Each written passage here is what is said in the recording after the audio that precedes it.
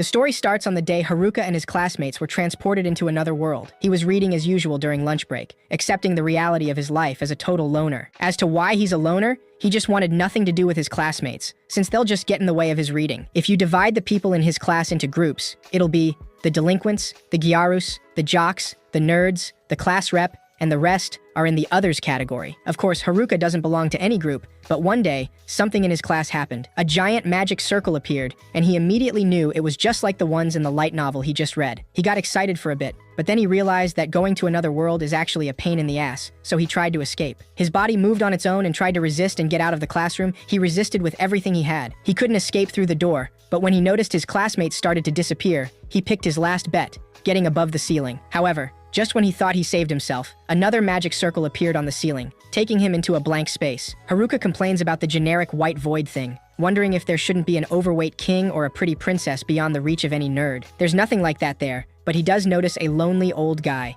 as lonely as he is. The old man runs towards him, seemingly panicking, asking him why he's still there, since the others have already left. Haruka assumes that the old man is kind of the god of another world, and he told him the rest of his classmates were already transported, so he was left behind. He now has to get ready to get transported, and he has to pick his status and skills for another world. Normally, each person gets 50 points and uses them to pick skills and magic, but apparently, it's the first time the old guy summoned 43 people, so all the cheat skills have been taken, leaving only worthless skills. Haruka still tries to take a look at the remaining skills, but he can only complain to see how useless they are. They go from cane to corporate proactiveness, which makes him wonder if he'll fight monsters with a stick or if he'll be an office worker in another world. Seeing all the leftover skills, Haruka confronts the old man, asking him what he's going to do about this, since he can't even get past the starting village with these. After Haruka complains and criticizes him so much, the poor old man snaps, saying that, in that case, he'll grant him all the remaining skills. Just like that, Haruka gains all the leftover worthless skills, which guarantees him to a hellish hard mode. He's finally transported into another world, feeling completely lost and unprepared. He's sent there with a villager set,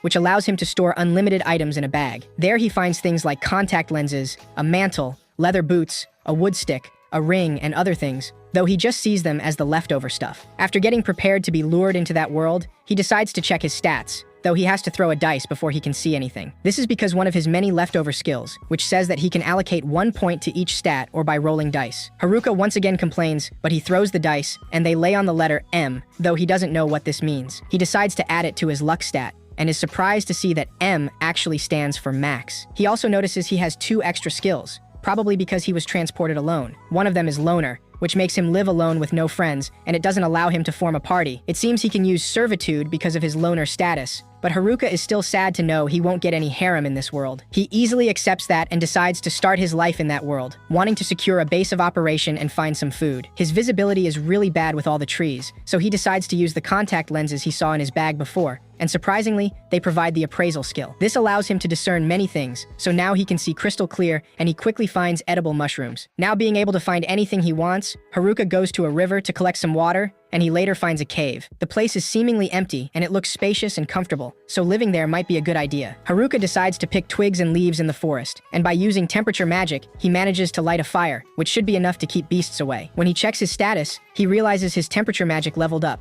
and that unlocks fire magic. He also got clairvoyant sight, presence detection, and enemy tracking, which must have been because he was on the lookout for monsters, though he doesn't know what he'll do if monsters actually show up, since all he can do right now is to smack them with sticks. Despite that, Haruka tiredly falls asleep in that cave, using a tent and lanterns he got from his special bag, and that way, he makes it through the first day on another world alone. Now on the second day, he's relieved to see there were no problems at night, since he has items to repel monsters in his bag, and his shut-in job title protects his living space. Despite this, he has an empty stomach to fill, so he creates fire using the fire magic he learned the day before, and prepares a decent meal with the mushrooms he collected and the beef jerky from his bag. The villager set he got even includes a frying pan and knives, so cooking is not really an issue. With a little bit of seasoning, he's delighted to finally have some breakfast, surprised by how good it actually tastes. After his stomach is full, Haruka walks through the woods, deciding that the cave will work as his base, so next is securing food and taking some safety measures. As he collects some mushrooms, he suddenly detects a presence with his skill, and he's terrified to see goblins. They're small fries, but their stats are higher than expected, so Haruka wonders if he can win. However, the fact that he entered the forest means he will have to deal with them, so he can't waste this chance, though he doesn't know if a stick will do the job. He tries wrapping the stick with magic using packing, a skill that allows him to wrap all manners of things with magic. It turns out better than he thought, and without relying on cheat skills, he's sure he'll surpass them. Haruka hits the poor goblins with a stick, managing to read all their moves just to finish them off with some magic. After that, he decides to go back to the river, washing his face as he thinks about the fact that he survived his first battle, even if they were just 2 small goblins. He knows there is a lot to reflect on, but he admits he moved a lot, so to him, that is good enough. With that in mind, he heads back towards the cave, feeling like he's actually more exhausted mentally rather than physically. Once again, he lights a fire and cooks some mushrooms, since that is all he has for now, though he doesn't complain. Haruka got a wooden club from one of the goblins he defeated earlier. It's heavy, and the range is really short, so he can't really use it. Even his wooden stick is better, so that will be good enough for now. He decides to check his status once again, and cheers when he discovers he leveled up. And even his stats are more than doubled now. His cane mastery also leveled up as well, even though all he did was just whack things with his wooden stick. He notices his sensitivity skill also went up, which is kind of strange, since the goblins didn't capture him or did questionable things he would only read in a light novel. He also got magic infusion, and that is probably because he enchanted his stick with magic. His calisthenics went up as well, even though he's only been in that world for a day. On the 3rd day, as expected, Haruka is already getting sick of eating only mushrooms. He would love to eat meat, but if he said that, the class rep would definitely get mad at him, saying that extravagance is bad for him. With that in mind, Haruka finishes his plate of mushrooms, now ready to enhance himself, using Magic Infusion Level 1. That skill cloaks the body with magic and enhances them, empowering physical and magic defense. As for the effects of that magic infusion that he got the day before, he can now get a complete package of body enhancements plus physical and magical defense. After doing that, Haruka notices his appraisal skill also went up to level 2, but he can now see question marks on the names of the things, so he wonders if the skill just got downgraded. Unable to understand and not wanting to think about it, he decides to exit the cave, convincing himself that it is time to head out already. Haruka walks into the woods one more time, this time wanting to properly practice some magic for the very first time. As he walks through the forest, he gets excited to find food, though it is only more mushroom once again, but he still claims that the forest has already blessed him. After thinking about it for a moment, he changes his mind and throws the mushroom away, realizing how sick of it he already is. Completely desperate, he starts searching for something else to eat in his surroundings, wondering why meat doesn't just grow out of trees in this world. Haruka searches desperately through the forest until he remembers he is actually there to practice his magic, and he scolds himself for getting distracted so easily at the sight of simple mushrooms. Getting himself together, he decides to use Magic Infusion, wrapping his whole body in magic. With that, Haruka is able to jump and run at high speed through the forest, surprised to feel so light and fast. He even feels kind of like he's teleporting somehow, and he gets excited to realize that his dexterity is off the chart. Now more confident than ever, Haruka runs through the woods until he finds a pair of goblins once again. He's sure that even if he's up against these strong goblins, he'll be able to easily defeat them. Just as he said, he runs towards one of the goblins and attacks it with his stick, defeating the poor thing with a couple smacks. Unlike before, now 2 goblins are definitely no match for him, and this is already going so much better compared to the day before. Haruka defeats the other goblin, once again, with just a few strikes of his wooden stick. He now feels more confident, like he might even be able to take 3 of them at once. However, when 3 goblins indeed show up in front of him, Haruka immediately hides behind some bushes, slowly leaving the place and just deciding that he should stop for now. He decides that he'll actually go home to test his other magics there, something a lot more safe. And so, just on his 3rd day, he went on a goblin hunt during the day, and then at night,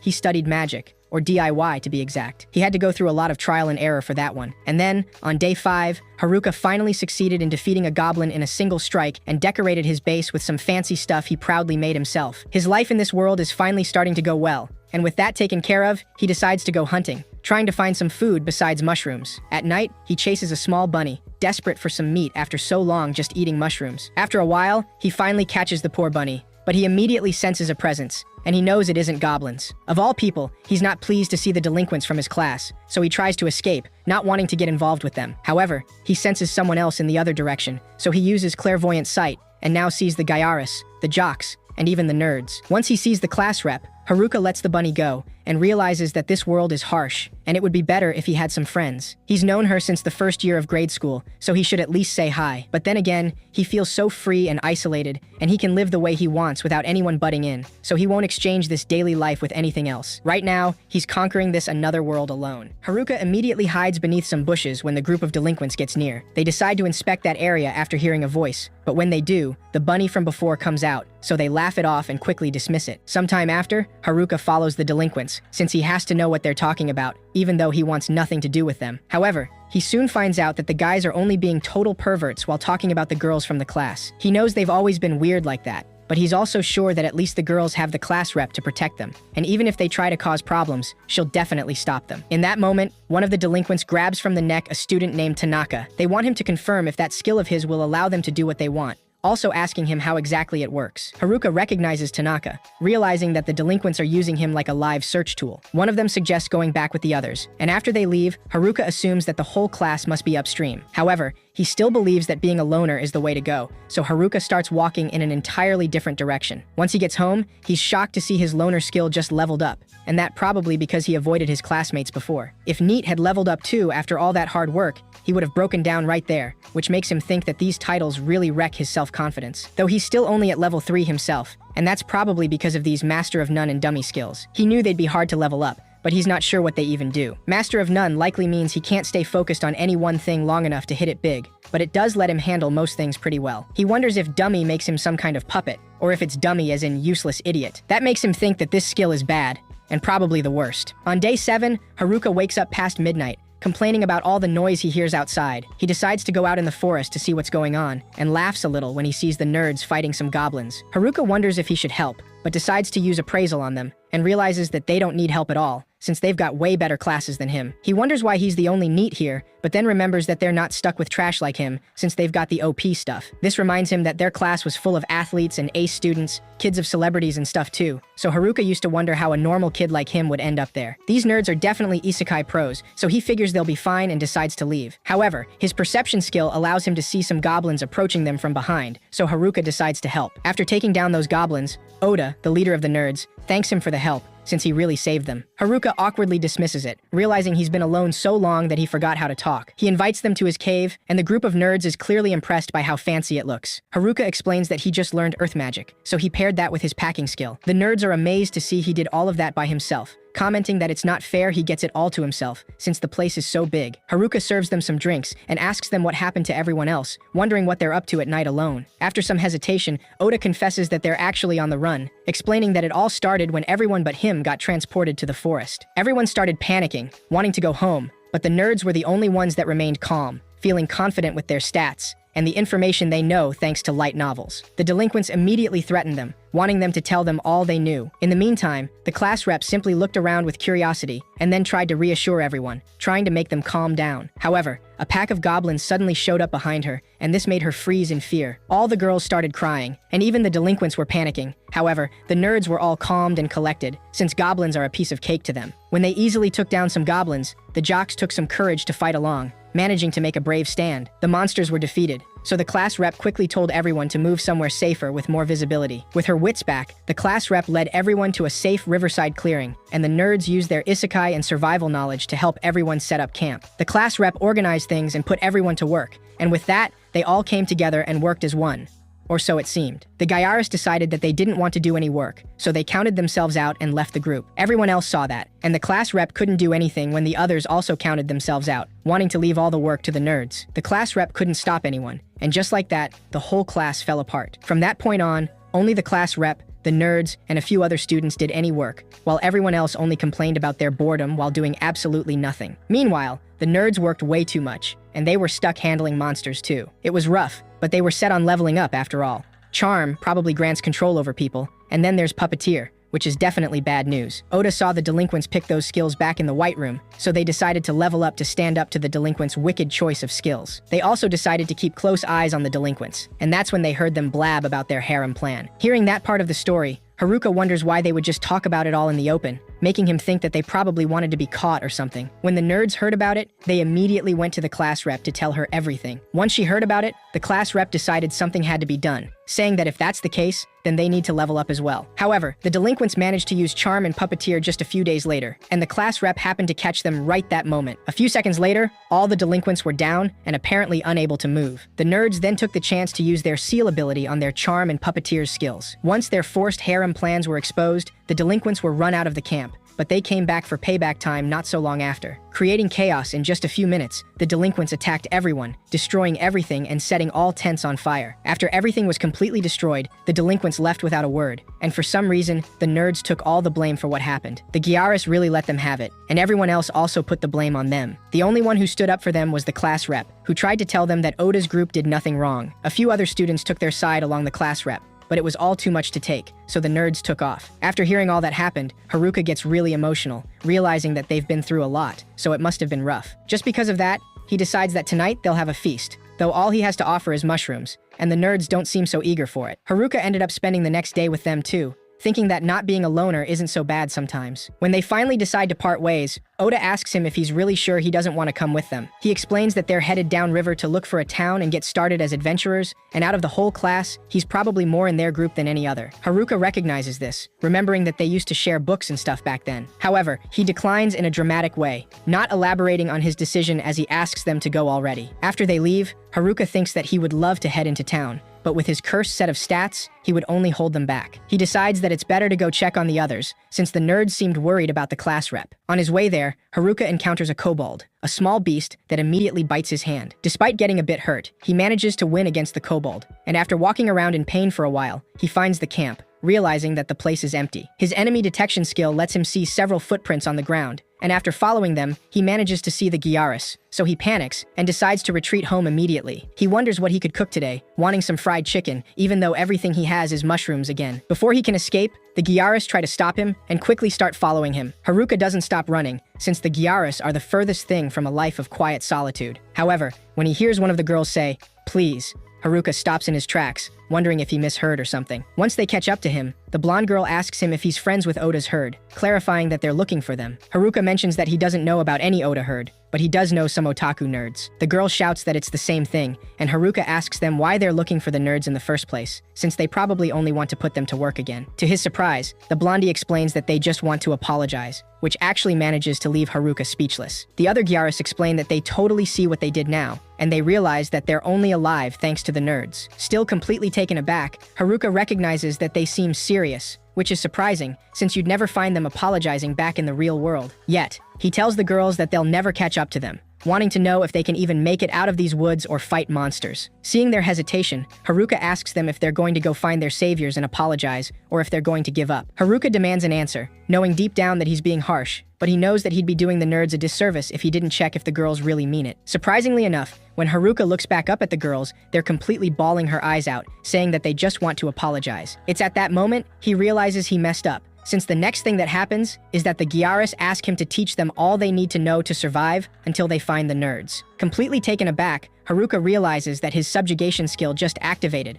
all because he technically said yes by reflex. When he checks his stats, he sees his subjugation list, noticing the names of the girls, which are Gal Leader, Gal A, and Gal D. Haruka freaks out, wondering how this just happened, since now he has the 3 girls following him like ducklings. He doesn't like this situation at all, thinking that it's scary how little life is in their eyes, and how they'll finish monsters off without a word. And then they pull magic crystals off the monsters and bring them to him like dogs with a frisbee. He notices one of the girls has a scratch, so he pulls out a healing potion, but when he hands it to the Gal Leader, she uses the potion on him instead. Haruka doesn't know what to do anymore, only wanting to know how to cancel this subjugation thing. Without even noticing, the class rep finds him, and she seems really happy to see him, though she has to shout at him in order for him to notice her. On the other hand, we see the delinquents discussing their next plan, deciding that they firstly have to get rid of their problems before approaching the girls. Once Haruka finally notices the class rep right there, she complains about him not calling her by her name, as they've known each other since elementary school. He apologizes to her, and soon, all the girls from class catch up to them, so he realizes that everyone but the gal group stuck together. The class rep asks him what's wrong with Shimazaki, the leader of the Gyarus and the others, since something seems off with them. Haruka doesn't know how to answer that, and even he wants to know why subjugation activated back then. Once he explains what happened, the class rep obviously freaks out, asking him why he did something like that, since subjugation is something that's supposed to be used on monsters. He says that it just sort of happened, but this only makes him sound more suspicious, so all the girls stare at him with an ice-cold glare, not believing a thing. Not being able to explain anything, he decides to simply leave,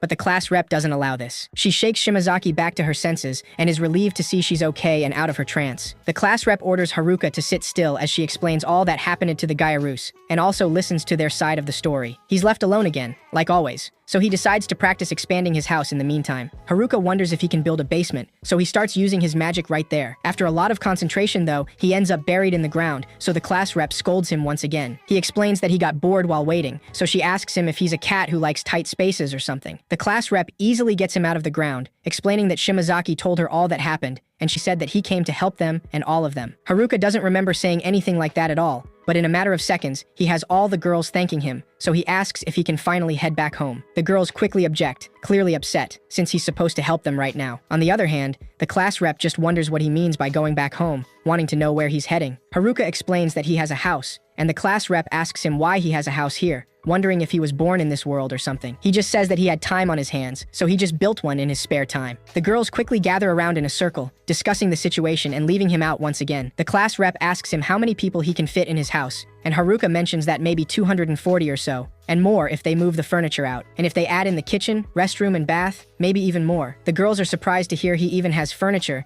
and even more shocked to hear about all the other places. The class rep asks him what kind of mansion he's living in alone, saying that they've been living survival style out there. Haruka is also working on a guest room, but he decides that it's better not to mention that right now. Being encouraged by the girls, the class rep gathers the courage to ask him to let them stay at his place, even just for the night. Haruka immediately freaks out at the idea of having schoolgirls at his place for the first time, and it's even the entire class. He starts fantasizing at the idea, so the class rep scolds him, and he decides to lead them through the forest to his place. The girls have a hard time keeping up with his pace, and the class rep is weirded out when she sees corners and intersections in the woods. She jokingly asks if there's also convenience stores or something, and Haruka says that he actually thought about building a drugstore, but changed his mind at the end. After a long way, Haruka welcomes all the girls into his house, and they're all completely amazed by the place, since it looks like an actual mansion. They start running around excitedly, wondering if this is a dream, and saying goodbye to their tent life. He's kind of embarrassed they like it even more than the nerds, but he decides to show them around anyway. All his words are completely ignored the moment the girls see the bath,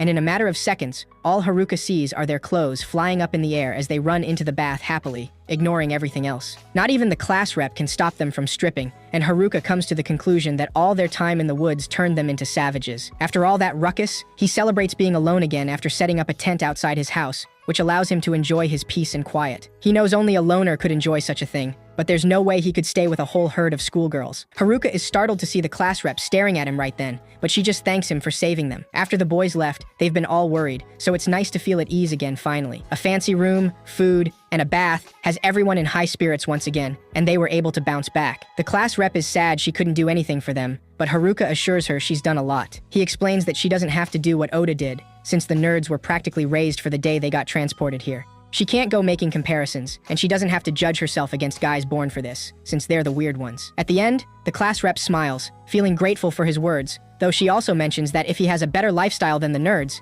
then he's even weirder than them. That night, Haruka is barely able to sleep, since he couldn't stop thinking about all the schoolgirls staying in his house. The next day, a sweet girl he doesn't even know wakes him up in an unusual way, getting on top of him to tell him that breakfast is ready. Trying to ignore the fact she's literally on him, Haruka looks away and asks, "What's for breakfast?" trying not to make eye contact. The girl tells him that she prepared mushrooms and grilled fish, not expecting the strong head bump Haruka gave her for simply mentioning the word fish. The class rep comforts the poor girl, but Haruka just enjoys the grilled fish, tearing up as he wonders when was the last time he ate fish. Clearly confused, she asks him what his deal is, since he's been literally living in front of a river all this time. Haruka confirms this, explaining that he spent every day watching the fish while eating mushrooms. He couldn't catch any, since they're too fast and kind of slippery, so he never had any luck. Haruka asks them if they have an easy way to catch them, so the girls decide to show him. Once they get to the river, one of the girls uses lightning magic in the water, making all the fish jump. He excitedly asks her to do it again, and once the girl does, he wraps the lighting magic with his packing skill. Haruka lets that box fall into the water and finally manages to catch some fish. In addition to that, he also got himself that lighting magic while he was at it, now being level 1. Being quite lost, the class rep asks him what he just did, and he explains that by using his packing skill on magic, he can get whatever elemental magic it is. She mentions that that sounds pretty overpowered, so Haruka admits that even the worst skills have some use, apparently, since he could get magic just like that. A while after that, Haruka is sitting by the river next to the class rep as some of the girls play in the water. He asks her if they've decided what they're going to do, and the class rep says that they haven't really come to an agreement, but they're thinking of heading to town. Haruka remembers that the Gyarus did say they were going to hunt down the nerds, but Shimazaki appears out of nowhere to clarify they just want to thank them and apologize. The class rep calms her down, and then mentions to Haruka that she was thinking they should level up before heading for town. He agrees with that idea, since they're going to need a few more levels if they want to hunt down the nerds. Once again, Shimazaki protests, but Haruka ignores her and smiles, saying that he'll help out if they want to level up. The class rep thanks him, but she also clarifies that they won't be hunting Oda and company though. Haruka seems to be a little disappointed, saying that he wanted to see the clash between the nerds and the Gyarus with their OP skills. Still, sometime after that, all the girls gather in front of him to start their training. Haruka mentions that, before they start leveling up, he'd like to know where everyone's at. All the girls tell him what their level is, and he's terrified to see that they are all high level. and the lowest is level 16, when he's still only level 7. He doesn't think these overpowered girls even need him, but he decides to try either way. When he spots monsters behind the bushes, he instructs the girls to take down these kobolds, since it's an easy group of 3 low-level ones. All the girls seem confident about it, completely ready to finish them up right there and then. However, in a matter of minutes, the girls are laying on the ground, defeated, and Haruka claims that that was pathetic. He uses magic to expand his tent, and all the girls are quick to complain, saying that he didn't warn them kobolds are fast and bite. After discussing the situation, the girls decide to go out and try again, but Haruka notices that one girl decided to stay, and it is the sweet girl that woke him up this morning. She sheepishly apologizes, saying that she was testing him back then. The girl explains that when the boys attacked, they almost got her, and it was traumatizing, so she was worried he might attack them too. But he gave them a place to stay, food to eat, and even taught them how to fight, so he's nothing like those other boys. Haruka realizes that the girls have been through a lot, and the girl nervously tells him that she'll come wake him up again tomorrow when the fish is ready. He only smiles at that, deciding to call her Fish Girl, though she doesn't like that nickname very much. The next day, Haruka enjoys another delicious fish thanks to Fish Girl, and while he's eating, he overhears the girls talking about getting some payback on those kobolds, even after getting pummeled yesterday. Luckily, the class rep intervenes, saying that they need to train first, so they decide to start off with some weak goblins. The training was a little harsh on the girls, but after a lot of it, the day for payback on the kobolds finally arrived. Haruka observes them closely, noticing that the girls get kind of pissed when they notice the kobolds teasing them. He wonders if they can handle this, since there are already some girls giving up, saying that they're tired. Some of them are already down and out and sleeping, and some of the others are even faking sick to get out. Seeing all this, Haruka is clearly frustrated, saying that the class rep's training is no good at all. One of the kobolds attacks, but Fish Girl blocks him with her sword, and Shimazaki takes him down with a kick. Some of the other girls also join in and attack, and unlike last time, they finally manage to take down the 3 kobolds. The class rep cheers with them in victory, clearly happy to see the results of her training. Haruka seems relieved, saying that he was worried, but they really handled that pretty well. One of the girls even decides to shake hands with one of the kobolds, saying that it was a good fight, but they won't lose anymore. Soon enough, all the girls are cheering,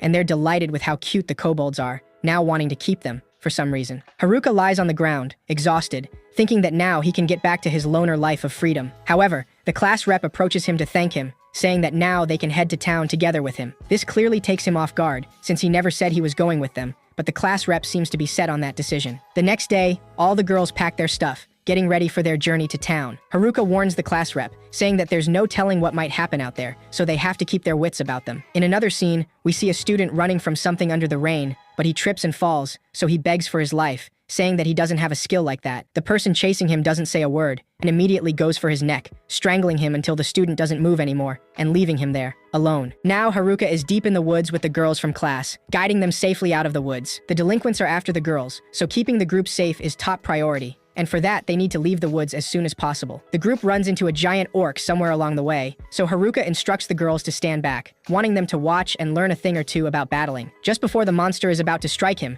Haruka disappears, and in less than a second we see him hiding behind a tree, laughing at how sluggish that monster is. Orcs are strong against physical attacks, but the nerds said they can be beaten with enough magic. Taking that into account, Haruka searches for any good magic available on his menu. He sees Grand Magic, which is fire, earth, water, and wind, all 4 under 1 skill. Everything but fire he got from his packing skill. So once again, he thinks that even the worst skills can come in handy. His thoughts are interrupted when the orc suddenly destroys the tree he was using to hide. Haruka quickly dodges all the attacks, managing to hit the orc on the head with a stick. To his surprise, only this attack takes the orc down, so he's a little taken aback, since he thought physical attacks didn't work. The girls are apparently disappointed that he didn't use magic like he promised, so Haruka decides to go for another target, finding a different orc. He uses a simple fire magic attack, and once again he's surprised to see the orc is taken down by only 1 shot, as he thought it was supposed to take lots of magic. The girls complain again, clearly upset, saying that they can't learn a thing from this, since he's too strong. Despite all their frustration, the mood of the girls brightens once they finally have their fill of food at night. In the meantime, Haruka decides to set some traps for monsters with some earth magic. His tent wards off enemies and grants perception too, so that should be enough to look after the girls. Once he's done setting the traps, he sees the map he derived from his appraisal skill to decide on tomorrow's route. This allows him to see that the river really starts to snake up ahead, so he wonders what the shortest route is. Out of nowhere, his perception skill goes off, so Haruka hurries to see if there are monsters around. He worries the moment he sees a group wandering around, thinking that it's the delinquents. However,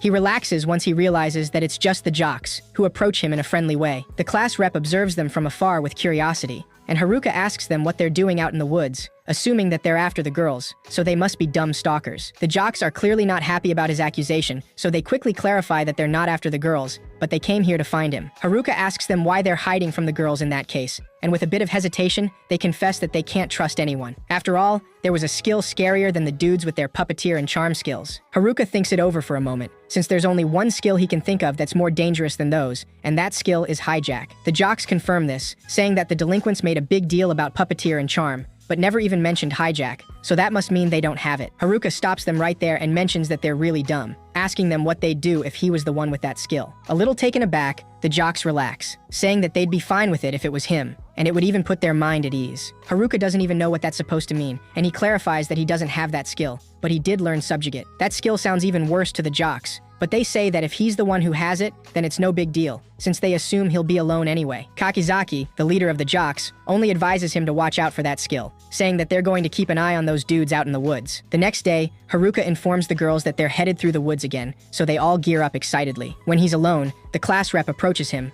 wanting to talk about Kakizaki and the boys, and Haruka tells her that he asked him to apologize to her for them. Clearly nervous, the class rep suddenly apologizes to him, saying that she was going to tell him. Before she finishes speaking, Haruka deduces that what she wanted to tell him is that she has the hijack skill. The class rep immediately asks him how he knew that, since it was a secret between her and Oda's group. He simply answers that it only took one look to figure out, and he bets the jocks are just too dumb to realize. She asks him why he helped her if he knew. After all, hijack is a terrifying skill that steals someone's skills by taking their life, and anyone would be afraid of that. Haruka simply says that there's no reason for him to be scared, and the nerds weren't afraid either. They sealed off the delinquents' puppeteer and charm skills, but they didn't seal hers, so that says it all. It means they were relieved she was the one who has it, and the same goes for him. The class rep tears up, and Haruka runs away when she says that it's his fault that she cries so much lately. But truthfully, she's really grateful. Sometime after that, the group continues advancing through the woods, and Haruka notices they're ahead of schedule, but they'll be stuck camping again tonight. He spots a good-looking riverside, and sees it as a good chance to try out something. He asks the girls to go ahead and scout or something, saying that he'll handle things here. Haruka quickly leaves the group behind, using a combination of magic that makes him faster and lighter, surprisingly allowing him to fly. Being high up in the sky, Haruka pauses for a moment to admire the view, only to realize that he's now falling. Unable to stop it, he uses magic wrap to boost his physical fitness, managing to survive the fall that way. Once he goes back with the girls, the class rep is clearly worried to see him so beaten up when he just went scouting. Haruka explains that he got launched up really high and sort of fell, but that explanation only makes her freak out even more. She scolds him for not communicating anything, but Haruka thinks that when you're normally a loner with no company, you don't communicate at all. Despite getting scolded, thanks to Haruka's scouting, the group is able to make great progress, and after all the ups and downs, they finally make it out of the woods. The girls cheer excitedly, since the town isn't far now, but Haruka stays even more alert now that they're out in the open. The hills block his view, so he decides to take a look into the skills on his menu, noticing a new one named Airwalk, something he probably derived from his walking skill. He decides to try it out, so the class rep freaks out once she suddenly sees him casually walking on air. Haruka asks her to give him a minute, saying that he wants to make sure things are safe out there. He focuses on the area, noticing that things look peaceful, and for the first time, he manages to see their first Isekai natives, real villagers. However, they're being attacked by monsters, so Haruka quickly comes down to inform the class rep. She immediately gets worried, saying that they have to help. But Haruka can't help but think the fact that they're getting attacked by monsters doesn't mean they're good people. He realizes that the girls are too trusting, and seeing their eagerness to help, he tells them that they won't make it in time even if they run. Haruka asks them what they'll do if they're actually bandits, saying that he wouldn't take the risk. Before he leaves, the class rep stops him, saying that if they're bad guys and hurt them, then she will fight, but if they aren't, then she wants to help them. Haruka smiles, since he figured she'd say that, so he tells her that he'll go. Seeing her surprise, he clarifies that's the whole reason he's here in the first place. The girls stare at him with surprise as he prepares to leave, and Haruka knows that he can't run there in time. The magic wrap and weight magic he used yesterday won't even cut it, so it's time to try something new. He prepares himself, deciding that he'll use magic wrap to boost his physical fitness again, and he will use weight magic to make himself lighter. And then, he will use his grand magic to make some wind and fly on it. As he does this, Haruka manages to create a strong whirlwind around him, and then he uses airwalk to propel himself in the air. He gets excited to see how fast he's going, saying that something like this could take him anywhere. Despite how well everything seems to be going, his excitement quickly turns into into worry once he suddenly notices that the class rep is literally clinging to his clothes in the air. Clearly panicked, he asks her what she's doing, and the poor girl explains that she got caught in his wind magic. Before being able to say anything else, the class rep warns him to look ahead and immediately stop. Apparently resigned, Haruka simply says that humans aren't built to stop that fast. The class rep freaks out even more, and before they know it, they crash into the ground, leaving the villagers highly confused. Their crash was so strong they somehow managed to beat up all the monsters, and Haruka asks them if they're okay. The class rep is completely out unconscious, and while she sleeps, the villagers thank Haruka for saving them. The leader of the party introduces himself as Ofter, and his comrade's name is Gatek. Haruka is surprised to see he can understand people here, despite being in an isekai. He asks them why they were getting attacked, and Ofter explains that merchants have been getting assaulted, so the Adventurers Guild put out an extermination request. They thought it would be some easy cash, but in the end, they would have ended up dead if it weren't for Haruka. Ofter instructs his party to gather up everything that's left, and they all wonder how they're going to pay their tabs now. Haruka simply looks around, knowing that there's not much to do until girls get there, and the class rep's still out. He approaches the adventurers and offers some grilled mushrooms, since they're probably pretty worn out, even if they aren't hurt. Gatek accepts the food, clearly pleased at the taste, and also noticing that the mushrooms are stamina caps, something apparently rare. The whole party is completely recovered in a matter of minutes, and Haruka didn't even know that what he offered was that rare. He's still glad that they like them. But for some reason, the fact that these old guys are partied with cute girls like this kind of pisses him off. The class rep finally wakes up, and the first thing she sees is Haruka getting ready to throw fists. Sometime later, the rest of the girls finally catch up, and they're all very excited to see an elf girl for the first time. After a while, the party then guides them to town, and they finally arrive at Omui, the first town they see in this isekai. The girls get really excited to see the place, jumping around like children in an amusement park. For this reason, Haruka draws a line on the ground, and that symbolizes their first step into that new world. In another scene, we finally see again the delinquents in the woods, apparently scheming out something. The leader of the delinquents, Shu Katsuyama,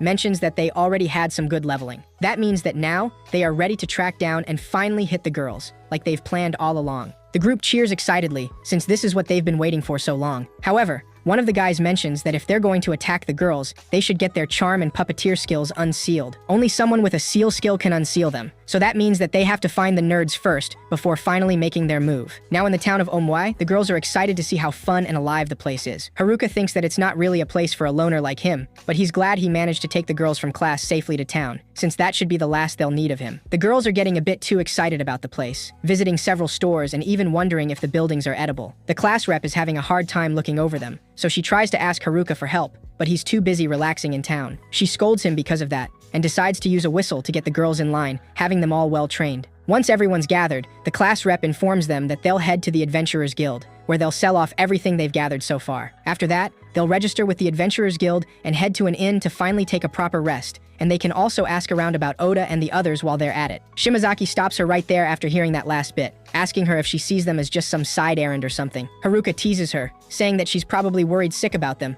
but Shimazaki quickly denies it. Once they finally arrive at the Adventurers Guild, Haruka is seemingly terrified with the hostile environment of the place. Before he can regret any decision, one of the adventurers informs him that the boss wants to see him. Haruka tells the class rep to go ahead and get registered with the other girls while he sees what's going on. He nervously walks into the place, noticing that everyone there looks like bad news. When he's finally in front of the guild boss, the man approaches him with an intimidating gaze, but cheerfully shakes his hands as he thanks him for saving Ofter's party. Haruka is clearly taken aback, but deeply relieved as well, since he thought he was in trouble. After that, he decides to sell his magic crystals, and the girl behind the counter explains that they'll appraise the crystals and inform him of their worth. Haruka puts all the crystals on the counter, startling the girl with the huge amount of them. She nervously asks him to wait until tomorrow, since they can't appraise so many crystals. The class rep approaches him after that, telling him that all the girls are all registered as adventurers. It was easy, since they all leveled up a bunch on the way and had overpowered skills from the White Room from the start. Shimazaki quickly pushes him to go register as well, saying that it's now his turn.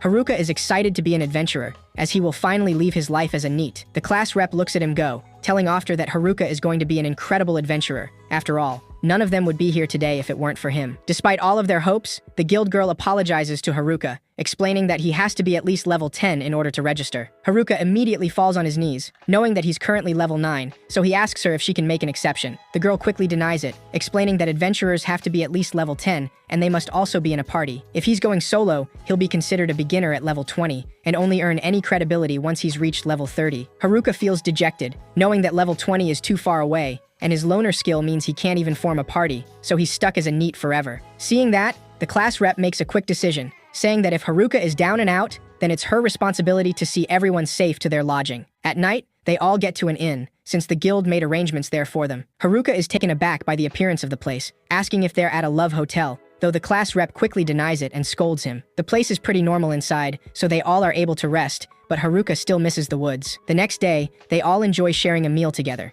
and the class rep is happy to tell the girls that this town is supposed to be pretty safe, and she's heard there are lots of shops as well. Haruka is glad, thinking that the girls should be fine here in town, so once he gets paid for his crystals, he might head back to the woods. When he goes to the Adventurers Guild, the girl from before deeply apologizes, giving him a bag of money as she says that it is all they have. Haruka tries to calm her down, clarifying that he's not trying to rob her or anything. The guild boss also apologizes, explaining that they aren't done working through the haul he brought in, and they don't have enough cash on hand either. He asks him what he thinks about payments in installments, and Haruka easily agrees, so the guild girl cheers. The boss then gives him the bag of money, saying that there's 8 million ere in there, since that's all they can do for now. Haruka and the class rep try to process that for a bit, thinking that if money's supposed to be worth about the same as it was back in their world, that means they're rich. The guild girl decides to explain the current market, saying that in Haruka's case, he brought enough F-rank ones to earn 8 million, and that also includes payment for defeating the Green Wolves. Haruka thinks that this should be enough to do some shopping before heading back to the woods. Hearing that,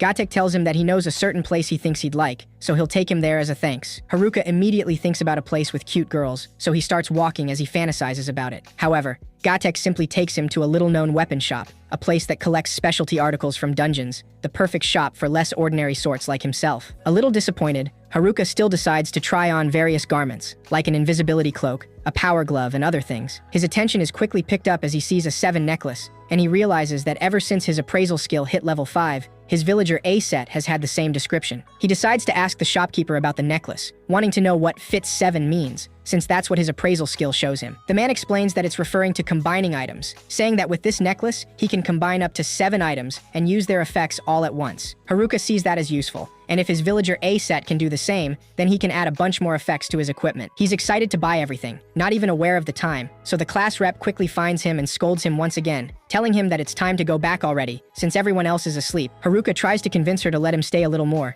at least to buy a missile vine and the necklace. The missile vine suddenly starts glowing, so Haruka gets startled and falls after tripping with a few other items that also start glowing. He soon realizes that he just accidentally combined a lot of items, and the shopkeeper freaks out, saying that something like that is not allowed, especially before purchasing the items. He tells them that all of that was worth well over 10 million ere, so now Haruka is the one freaking out. Gatek tries telling the shopkeeper to knock that down a bit for his sake, since they only have 8 million. Haruka has no other choice than to apologize, accepting the fact he won't be able to do any more shopping. The next day, he's in his room sulking and out of cash, despite all the things he wanted to get. They managed to talk the shopkeeper down to 8 million, but that left them broke. He'd love to go out and earn more crystals, but outsiders aren't allowed out of town unless they become adventurers and get a permit. And even if he tries to sneak out with the girls, he's sure he'd get stopped because the class rep doesn't trust him anymore. He realizes that he's not built for a life in life, so he has to get back to the woods. His regular old villager A cape is now combined with an invisibility cloak, so even the class rep won't be able to spot him like this. He feels bad for leaving without saying anything,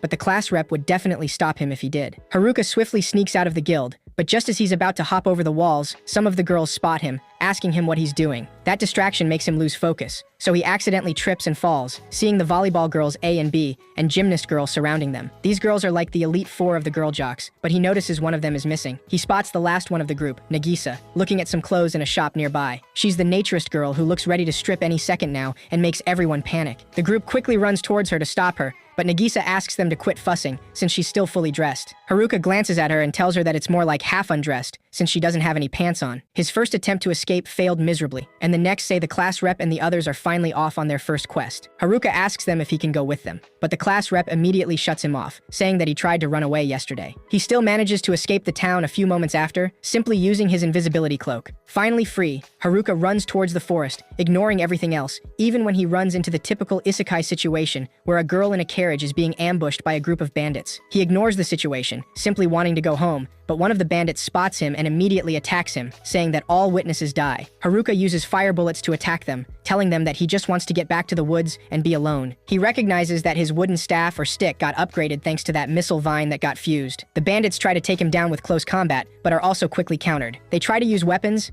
and Haruka admits that their attacks are strong, but he still easily dodges everything. At the end, he doesn't even have to do anything, since the bandits run out of breath and pass out on their own. Their weapon skills were scary, but these guys themselves are still pretty weak. Without wanting to, Haruka ends up saving the girl, who comes out of the carriage to offer her gratitude, introducing herself as Marielle, saying that she comes from a noble family. However, Haruka actually barely did anything, so she doesn't exactly know what to say or what to thank him for. After all, he tried to ignore and abandon her at first, so perhaps thanking him is not appropriate. At the very least, he has her utmost appreciation, and she'd like to know his name. Haruka introduces himself, and Marielle tells him that she's the daughter of the lord of a certain town, so she asks him to accompany her on the remainder of her trip. Haruka hesitates for a bit, since all he wants is to get back to being alone in the woods. Marielle tells him that after the attack, she really fears for her safety, and she would also like to show her gratitude. That quickly gets Haruka's attention, and he immediately asks her what kind of gratitude she means. Clearly interested in the compensation, he decides to go with her, planning to leave as soon as he drops her. He complains about the town he came from during the trip, saying that the lord of a town like that is probably as shabby as the town itself. Marielle suddenly starts sobbing, revealing that she's the shabby daughter of that shabby lord he's talking about. She apologizes for acting so lofty despite her lowly, nameless origins, clearly feeling bad after what he said. Wanting to confirm his suspicions, Haruka asks her for the name of that shabby town, freaking out once he hears they're heading back to Omoe. She doesn't let him go, so they go back to the town, and Haruka's second attempt to escape fails once again. In another scene, we see the jocks facing the delinquents in the woods, wanting to stop them from getting to the girls. Just as the leader of the delinquents is about to attack, he's suddenly stabbed by a mysterious person. And that's it for this video. If you liked it,